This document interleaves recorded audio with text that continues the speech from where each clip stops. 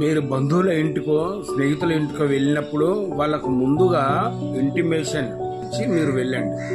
మీరు ఇంటికి వెళ్ళేసరికి పేపర్లోకి వెళ్ళి తలెత్తి చూసి మళ్ళీ పేపర్లో మునిగిపోయేవారు ఉంటారు చూడండి.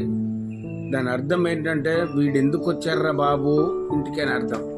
అలాగే మీరు తిరిగి వెళ్ళేటప్పుడు సోఫాలో కూర్చుకొని బాయ్ బాయ్ అని చెప్తే ఇంకోసారి మీరు రాకండి అని అర్థం. అదే గుమ్మం వరకు వచ్చి సాగనంపితే మరొకసారి రాండి అని అర్థం. గేటు వరకు వచ్చి సాగనంపితే మీరు మళ్ళీ మళ్ళీ రాండి అని అర్థం. కారు వరకు వచ్చి సాగనంపుతూ కన్నీళ్లు పెట్టుకుంటే ఈసారి వస్తే ఒక 4 రోజులు ఉండెళ్ళండి అని అర్థం.